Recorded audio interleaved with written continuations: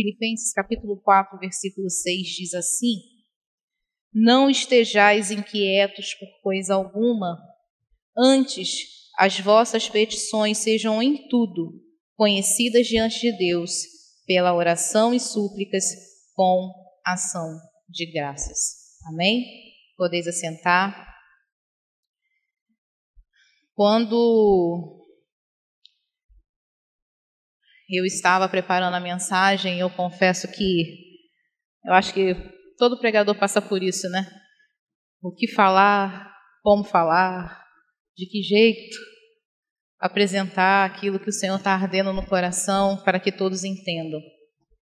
E eu falando com o Senhor e pedindo a direção ao Senhor, e parece que comigo tudo acontece nos 45 do segundo tempo, quando falta poucas horas para chegar aqui, é que parece que começa a borbulhar por dentro e aí a gente começa a escrever.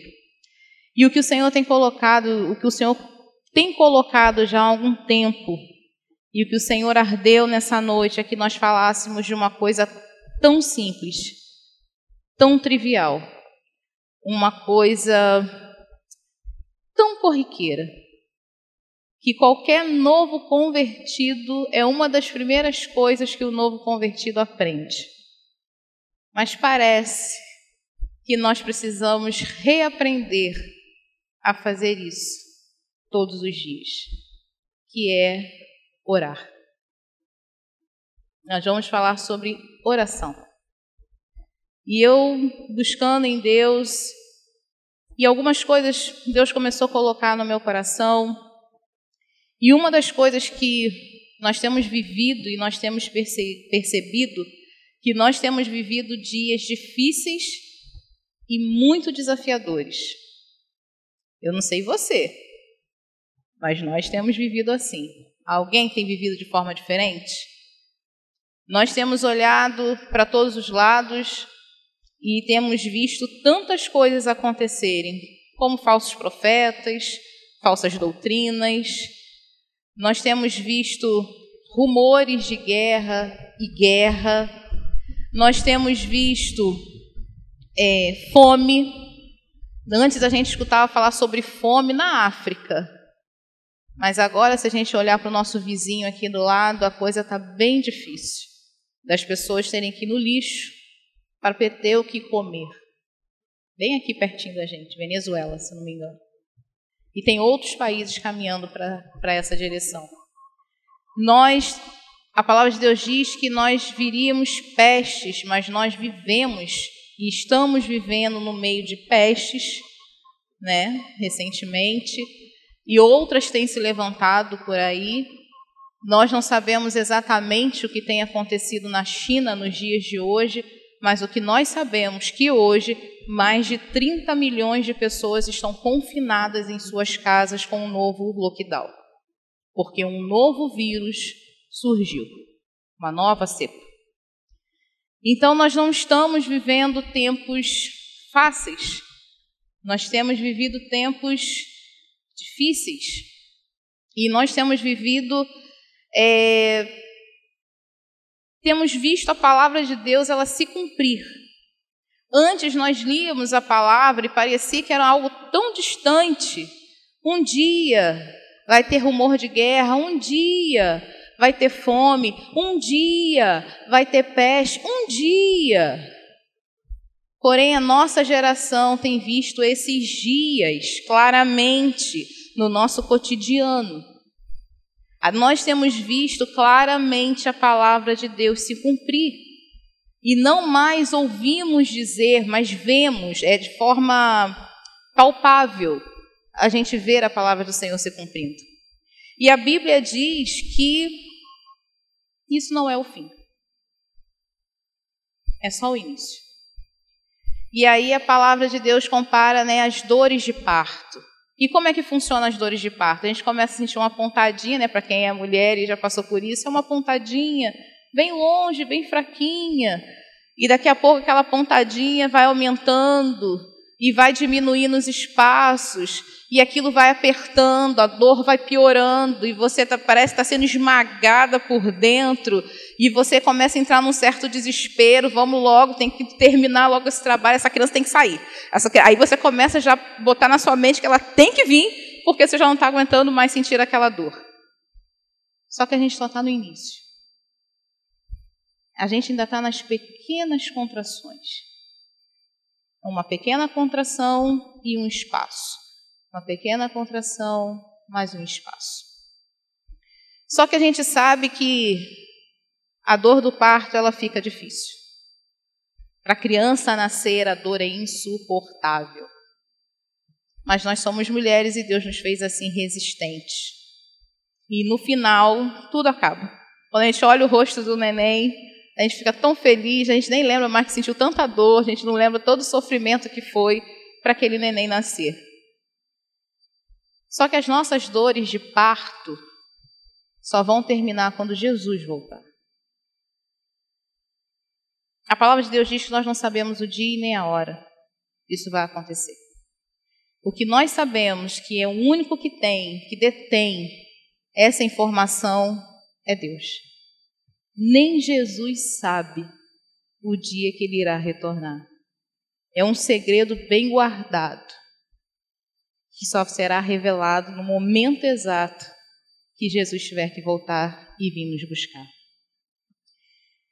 E aí vem a primeira pergunta. Como sobreviver a tudo isso? Como passar por tudo isso? Nós sabemos e temos uma convicção clara que as coisas não vão voltar mais a ser como eram. Tem gente que ainda tem essa expectativa, tem gente que ainda tem essa esperança, entre aspas, vamos botar assim.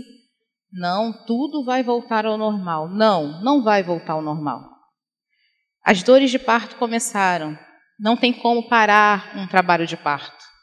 O trabalho de parto, ele precisa avançar, ele precisa continuar. Então, não vai voltar a ser como era. Nós sabemos que a tendência é ficar cada dia mais difícil, mais dolorido, mais sofrido. Porém, como filhos e servos do Senhor, nós não podemos nos esquecer que Deus nos deu armas espirituais. E às vezes é o que acontece, nós esquecemos disso. Nós estamos aqui e tem gente que se ilude, não sei qual seria a palavra ideal se usar nessa hora, mas tem gente que não entende que ela não está aqui para um passeio, que ela está aqui numa guerra. E nós, como servos e filhos do Senhor, nós não podemos esquecer que estamos em guerra.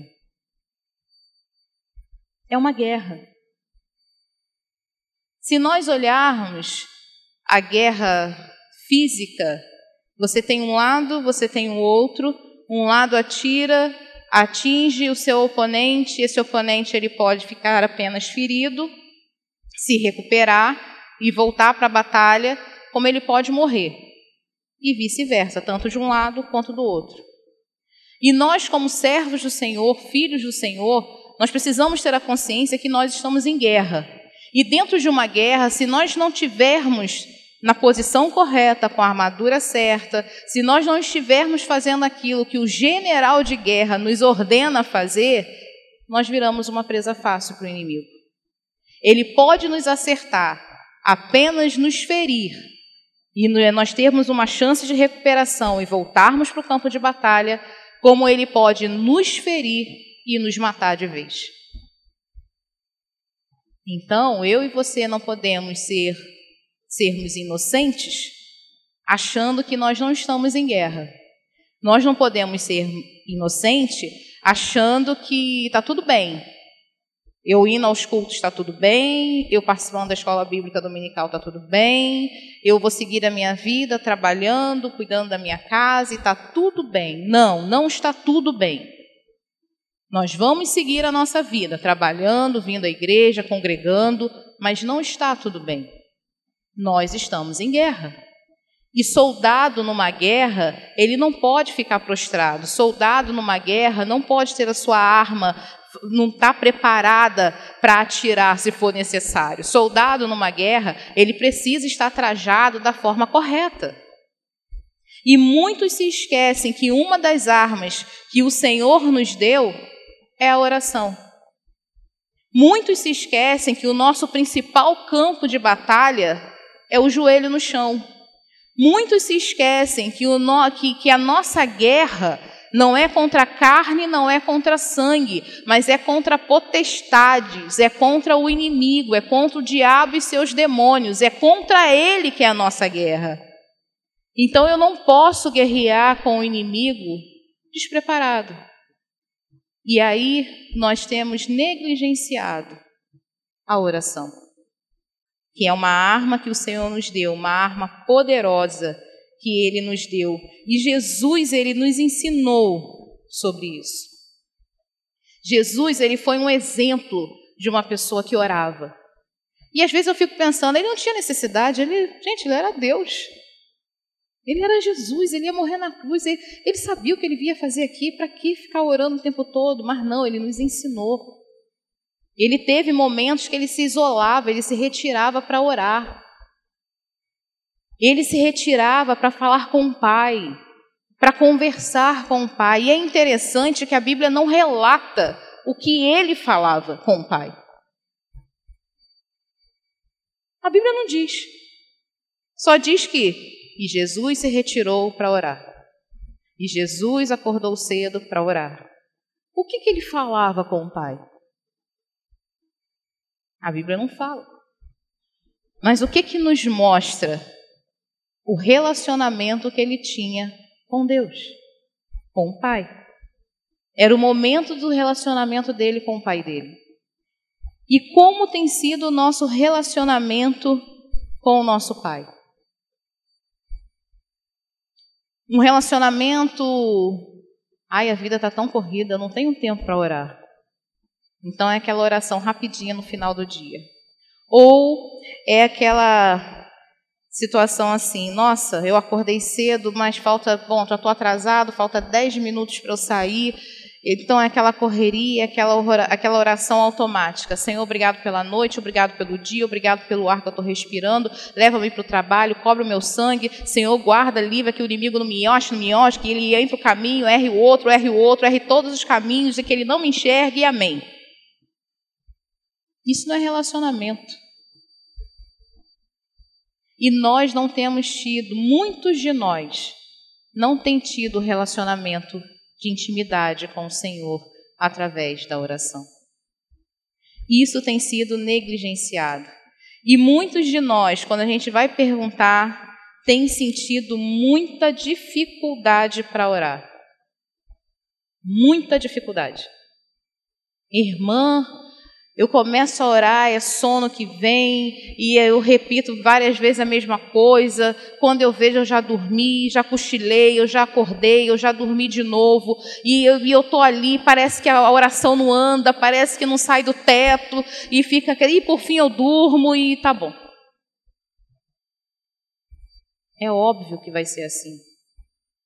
Porque o inimigo sabe que quando a gente tem uma vida de fato, uma vida genuína, uma vida fervorosa de oração, ele não encontra brecha em nós. Porque nós estamos tendo uma intimidade maior com Deus. E com isso vem o discernimento, vem a clareza, vem tudo mais rápido. Você não demora muito para perceber que há algo no ar, você não demora muito para perceber que tem algo te cercando e você precisa orar e você precisa clamar. Porque você está andando com Deus. Você está tendo uma vida íntima de oração com Deus. Então você deixa de ser uma presa fácil. Passa a ser difícil te atingir. E toda vez que ele ora, nossa, está orando de novo, está ficando difícil, como é que eu atinjo? E se acontece alguma coisa... você vai para o joelho. Ao invés de murmurar, você dobra o joelho e vai orar. Ao invés de pegar no telefone, ao invés de você brigar, ao invés de você vai para o joelho e vai clamar. Então ele começa a ver que com você começa o negócio a ficar mais difícil. Não está sendo fácil atingir, porque está orando muito, está buscando muito, então eu tenho que começar a atrapalhar, porque isso para mim não é bom. E aí começa telefone tocando, mensagem chegando, e aí começa vizinho chamando, visita chegando, e tudo acontece. Tudo acontece. Menos você orar. Você desiste. Quer saber? Depois eu oro. Que agora eu já vi que não vai dar. Não vai dar pé. Aqui já deu, né? Como diz minha filha ultimamente. Mãe, já deu. E a gente fala assim, Senhor, já deu. Depois eu tento de novo. Mas você não tenta. E aí os dias vão passando e a sua vida de oração vai ficando morna, vai ficando esquecida, vai ficando adormecida. E no final, vamos ser realistas, a maioria de nós não tem vida de oração.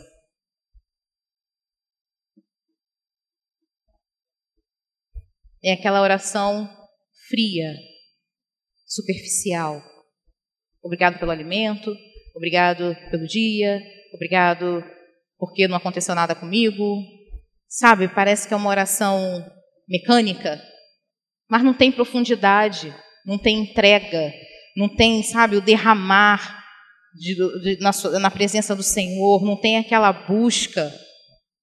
E aí, quando você olha Filipenses, Paulo falando aos Filipenses no capítulo 4, versículo 6, dizendo que nós devemos não estar inquieto por coisa alguma, não estejais inquietos por coisa alguma. O que é esse inquieto? É você não ficar ansioso, é você não ficar preocupado, é você não ficar agitado, afligido por alguma coisa. Antes, as vossas petições sejam em tudo conhecidas diante de Deus. Ou seja, a gente não é para levar diante de Deus um pedaço das nossas aflições, um pedaço daquilo que nos preocupa. Não é para levar diante de Deus aquilo que a gente acha o mais sério, o mais importante. Mas Paulo aqui diz que nós temos que levar tudo a Deus. É tudo.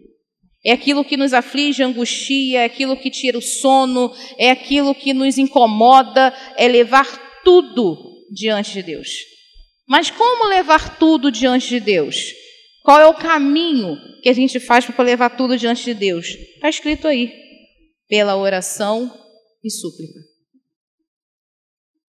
Só tem esse caminho. Orando e suplicando. Orando e suplicando. Orando e suplicando. Com ações de graças. Ou seja, sempre agradecendo a Deus por tudo. E aí eu peguei uma outra versão aqui da Nova Bíblia Viva que diz assim: não se aflijam com nada, em vez disso, orem a respeito de tudo, contem a Deus as necessidades de vocês e não se esqueçam de agradecer-lhe. É uma coisa tão simples, é uma coisa tão óbvia, mas nós não fazemos. Nós não fazemos. E nós precisamos entender, irmãos, que a oração é a chave da nossa vitória, é a chave para não ficarmos ansiosos, preocupados, inquietos, aflitos. Através da oração, nos achegamos a Deus, temos mais intimidade, confessamos os nossos pecados, confessamos os nossos erros, demonstramos a nossa gratidão, somos fortalecidos, encorajados para guerrear e, através da oração, somos cheios do Espírito Santo de Deus. É através da oração, não tem outra fórmula, não tem outro caminho. Tem gente que pede receita de bolo, né? Para o bolo de chocolate é um caminho, para o bolo de fubá é outro caminho, para o bolo de coco gelado é um caminho, para o coco seco sem ser gelado é outro caminho. Mas para isso, só há um caminho. É a oração. É a sua entrega, é a minha entrega de oração. E isso gera em nós intimidade, encorajamento, fortalecimento. E aí, na hora que eu estava escrevendo, eu me lembrei de Daniel. Quem lembra da história de Daniel? Tem tantas partes da história de Daniel, mas aquela parte em que Dario faz assim naquele bendito decreto, dizendo que todos deveriam orar ao rei Dario durante 30 dias. Ninguém poderia orar a mais nenhum Deus, a não ser Dario. E Daniel simplesmente continuou orando e clamando ao Deus dos céus.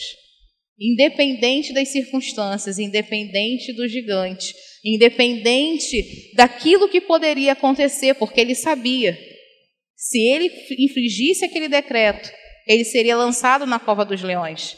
Mesmo sendo amigo do rei, mesmo tendo um cargo importante, o decreto não era revogado.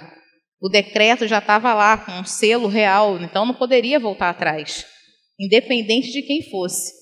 E Daniel continuou orando, continuou demonstrando o seu amor, a sua fé, continuou demonstrando que ele era completamente dependente de Deus.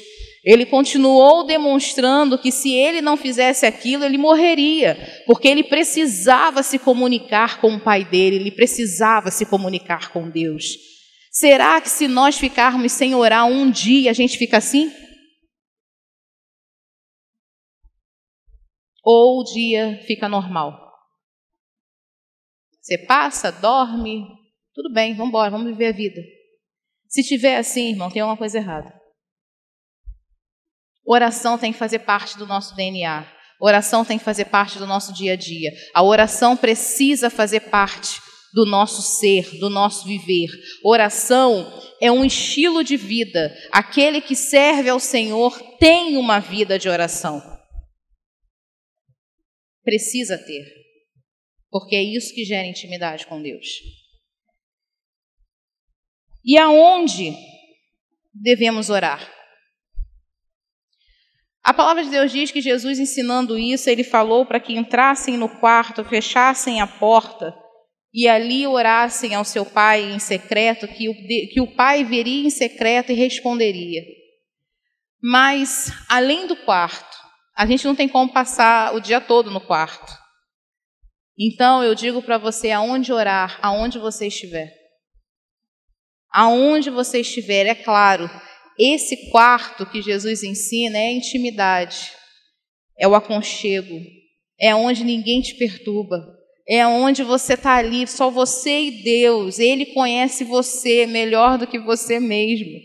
Então não adianta a gente, enfeitar a oração, como está tudo bem, Senhor, eu estou aqui batendo o meu ponto de hoje, eu vou orar e vou clamar. Não, Ele nos conhece, Ele te conhece, então Ele sabe como você está. E isso sim é fechar a porta, você se derramar, mas isso não impede de você estar orando o Senhor o tempo todo. E aí, se você for lá em 1 Tessalonicenses 5,17, um versículo que todo mundo conhece, de cor e salteado, e parece que a gente não vive isso. Orai sem cessar. Então, isso significa que a gente tem que orar o tempo todo. O tempo todo falando com Deus, o tempo todo conversando com Ele, um tempo todo querendo receber mais dEle, se colocando diante dEle. A quem devemos orar? Existe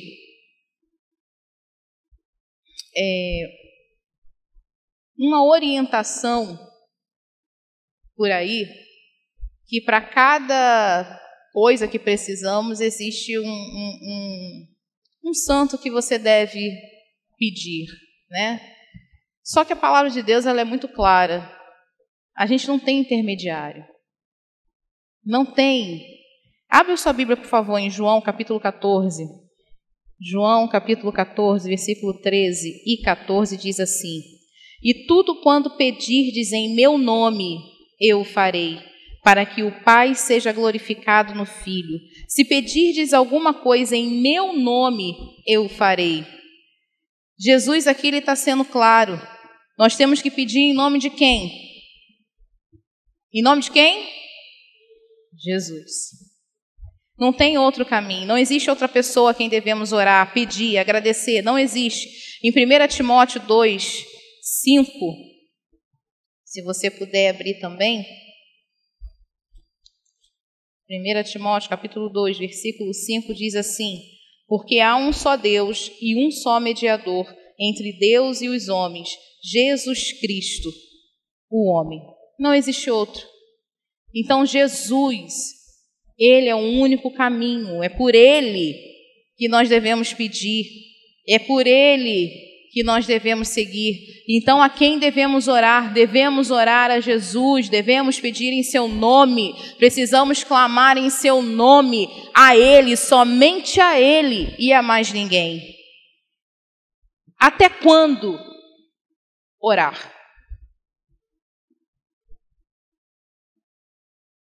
Conheço pessoas que oraram por 20 anos ou mais pela vida de alguém, por exemplo. Até quando orar? Abra, por favor, em Lucas, capítulo 24. Lucas, capítulo 24, versículo 49. E eis que sobre vós envio a promessa de meu Pai. Ficai, porém, na cidade de Jerusalém, até que do alto sejais revestidos de poder. Aqui foi quando Jesus apareceu aos 12 depois da ressurreição, um pouco antes dele subir ao céu. Ele dá essa direção: ficai em Jerusalém até que do alto sejais revestidos de poder. Até quando devemos orar? Até que a promessa aconteça. Até que a resposta venha. É até quando devemos orar. Então, se você ora pela salvação de alguém, se você ora pela libertação de alguém, pela cura de alguém, óbvio, se Deus não curar e resolver salvar a pessoa e levá-la, a resposta veio. Eu levei para mim, curei e levei para mim. É uma resposta. Nem sempre teremos a resposta que nós queremos ouvir, o que nós desejamos, mas nós devemos ser felizes e contentes com aquilo que o Senhor determinar e escolher fazer, porque a palavra de Deus diz que a vontade dele é o quê? Boa, perfeita e agradável. Porém, até quando devemos orar? Até que a resposta venha, até que a promessa aconteça. Até que Jesus venha me buscar ou venha te buscar. É até quando nós devemos orar. E nunca esmorecer. E aí, se nós formos ver, em Atos 1,14, diz assim, eu não peguei ele todo, então vamos abrir. Atos, capítulo 1, versículo 14. Todos estes perseveravam unanimemente em oração e súplicas com as mulheres e Maria, mãe de Jesus, e com seus irmãos. Todos estes, eles faziam o quê? Perseveravam. Aí em Romanos 12 diz assim: alegrai-vos na esperança, sede pacientes na tribulação, perseverai na oração. Efésios 6,18 diz assim: orando em todo o tempo, com toda oração e súplica no Espírito, e vigiando nisto com toda perseverança e súplica por todos os santos. 1 Timóteo 2,1: admoesto-te, pois, antes de tudo, que se façam súplicas, orações, intercessões e ações de graças por todos os homens. Qual é a palavra-chave? Perseverança. Precisamos ter perseverança na nossa vida de oração. Se hoje não foi o melhor dia, então amanhã eu vou tentar de novo, e depois de amanhã eu vou tentar de novo, e depois de amanhã eu vou tentar de novo. Eu começo com uma oração pela manhã, uma pela noite, e aí eu vou continuar sendo perseverante, eu encaixo mais um momento de oração no meio do dia, e aí a gente vai sendo perseverante, até que a gente veja que a nossa vida de oração já mudou. As nossas orações não são mais superficiais, a nossa intimidade com Deus é outra, o nosso caminhar com Deus é outra, a nossa visão espiritual é outra, porque começamos a ter uma vida fervorosa de oração. Então, que eu e você não venhamos negligenciar uma arma que o Senhor nos deu e que muitas das vezes nós não damos devido valor a ela. Negligenciamos a oração. Todos os sábados tem reunião de oração aqui na igreja. Infelizmente, são poucos que participam. Uns porque trabalham, outros porque estudam. Mas, irmãos, nem todos estudam e nem todos trabalham. Mas se sábado fica difícil para você vir, muda o seu horário de culto.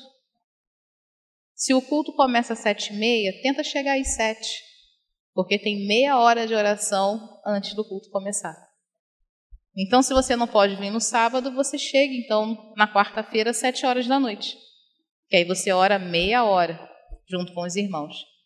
Quarta-feira é difícil, eu venho do trabalho, é muita correria. Então, no domingo, ao invés de você chegar às 6h, chegue às 5h30. Porque nós temos mais meia hora de oração antes do culto começar. Então, nós não temos desculpas para não orarmos. Nós precisamos nos organizarmos. Para não usar uma expressão um pouco feia, mas vou usar assim mesmo. Precisamos tomar vergonha na cara. A gente quer arrumar palavra bonita para tudo, não dá. Nós precisamos tomar vergonha. Porque se Deus está falando conosco, uma coisa que a gente aprende nos primeiros... São os nossos primeiros... É o nosso primeiro leite, é o nosso primeiro alimento. Por que será que nessa altura do campeonato ele está nos lembrando isso novamente? É sinal que eu e você estamos deixando de fazer o básico, que é ter uma vida de oração. Só assim nós conseguiremos vencer essa batalha, irmãos. A coisa não vai ficar fácil, a coisa vai ficar mais difícil. E se nós não estivermos alicerçados em Deus, nós vamos sucumbir. Porém, não se engane, além da gente orar uns pelos outros, como diz em 1 Timóteo 2:1, que nós precisamos interceder, que nós precisamos suplicar e orar por todos os homens, e o versículo seguinte, se não me engano, fala sobre o versículo 2, fala orar pelos reis, pelas autoridades, pela liderança, para que a gente possa viver em paz. A palavra de Deus também nos diz, em Mateus capítulo 26, abra por favor.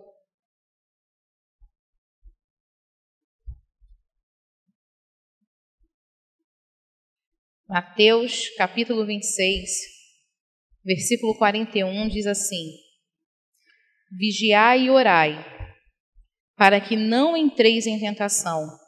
Na verdade, o espírito está pronto, mas a carne é fraca.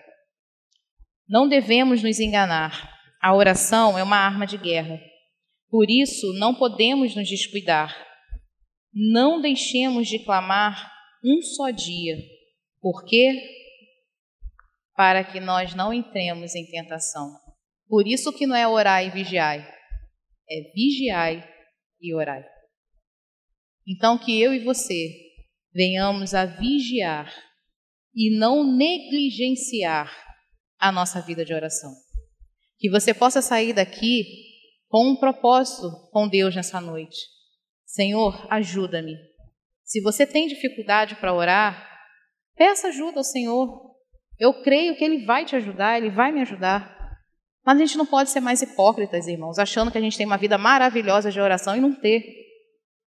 Por quê? Porque isso vai ser cobrado. Lá na frente vai ter a diferença de quem tem vida de oração e de quem não tem. Mas você vai esperar acontecer? Vai esperar a perna quebrar, outra perna quebrar, o braço quebrar, você ficar capenga demais? E mais uma vez, o Senhor, com a sua graça e infinita misericórdia, Ele está nos alertando para que a gente mude de posição, para que a gente faça o que a gente tem negligenciado ao longo de tanto tempo. Então, não negligencie mais. Se conserte com Deus nessa noite e tenha uma vida digna de oração com Ele, não superficial. Lembre-se que um alto preço foi pago por mim e por você naquela cruz do Calvário. Não foi uma roupa que foi paga, não foi um valor monetário que foi pago, foi preço de sangue. Foi um alto preço. Teve muita dor, teve muita entrega para a gente ter uma vida de oração sem valor. Se coloque de pé, vamos orar.